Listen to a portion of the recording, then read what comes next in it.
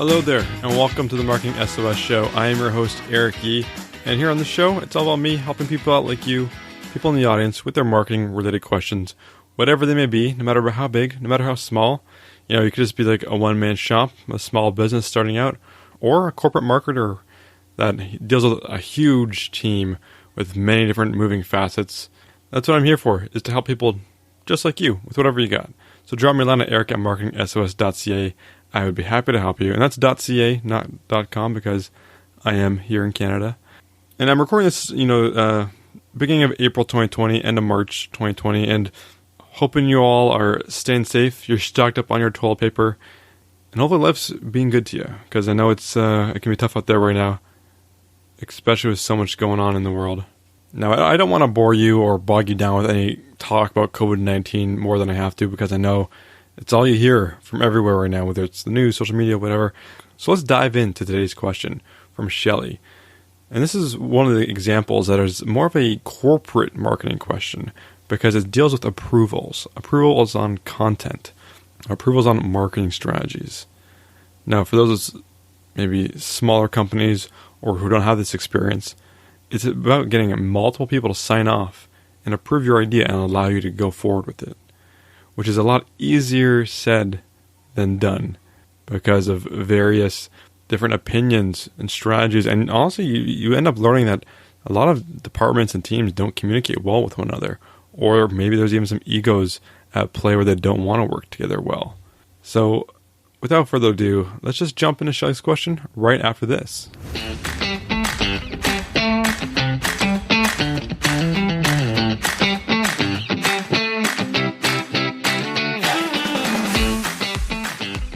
So Shelly writes, "Hi Eric, how do you deal with multi-party reviews on content?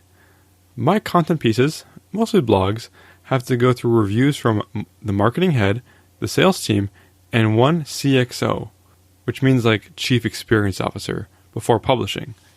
The section that one party finds necessary seems irrelevant to another. There is a clear mismatch in their perception of buyer's persona. What sort of process do you suggest here? Shelly."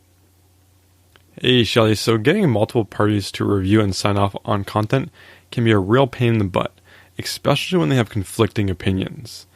This mismatch of your buyer's persona is a tough hurdle, and one that I think needs remedying soon rather than later.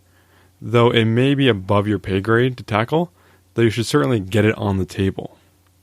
The dynamic of multiple stakeholders puts you in a tough spot. I know exactly what you're facing. I've been there too many times. You get edits from one that completely contradicts another's and have to go back to all parties with a he said, she said situation. Meanwhile, these people are busy and don't want to keep giving comments on the same piece of content over and over. You need software, my friend, some kind of collaboration software that they can see each other's comments. There are plenty of good ones like ProofHQ, or honestly, like even using a Google Docs with its inline commenting system and track changes is a great option too. If your company is a Microsoft shop with Office 365, you could always try Word Online as well. Honestly, you could even have a Slack channel with just these stakeholders for the purpose of reviewing as opposed to working with each other individually. There's lots of other collaboration software out there, or live document editing software that you can Google around and see which one fits your specific case. Like another option here is to make it clear which each stakeholder, which areas of the content you need them to review. You don't need everyone to comment on everything. You don't need sales and marketing to comment on the headline and grammar. Some just need to make sure that things are factual and won't impact their team too much. Each group needs to understand why they are being asked to review and what they need to focus on. Like sales is like the voice of the customer, while marketing needs to look at the copy and the tone. Try to reinforce people use these goggles when reviewing the content instead of just sending it to them for their review. Ask them to look at the content for X or Y. A lot of this comes down to the team dynamic and how each team works together, how much power they have, and what their expectations are. I think a meeting definitely does need to happen between these stakeholders to have an agreed upon written customer persona and personas that you can always point back to and reference when these changes are being proposed in the future. Now, for these pieces of content, having a creative brief or document outlining its purpose is also something good to point to when challenged on specific areas. hey, that's great feedback, but the purposes of this piece, this blog, is to live here and do X, which I think it serves. When you're presenting this content for review, is this the first time they've seen it? That may lead to more of a critical eye. If you have developed like a content calendar, you could have each group sign off prior so that there are no surprises when this comes across their desk. They've already agreed upon this piece and they know its purpose and importance.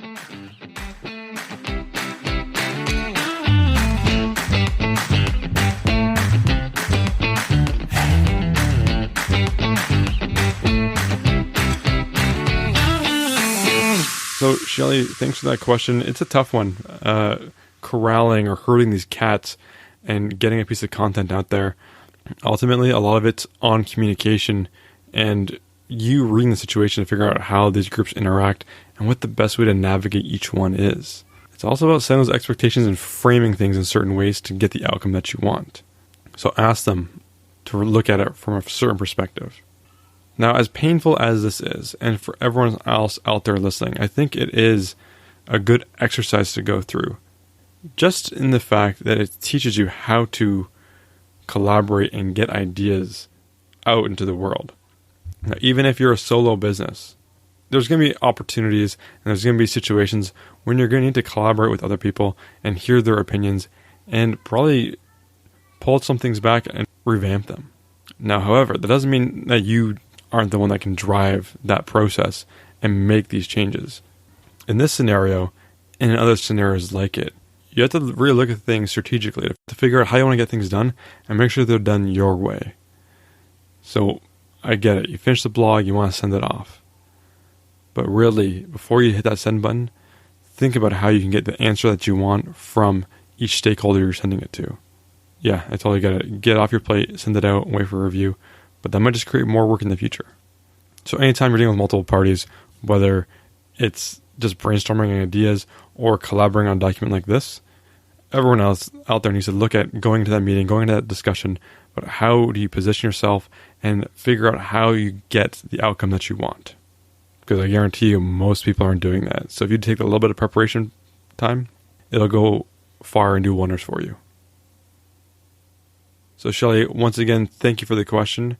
Thank you all for listening. If you got a question, drop me a line at eric@marketingsos.ca. I'm here for you, so you might as well use me. And please, leave the show a ratings and review on whatever podcast player that you use. It really helps me out and helps the Marketing SOS show grow into the future. And who knows where it's going to go from here. So with that, thank you so much again. My name is Eric Yee, and with that, I am out.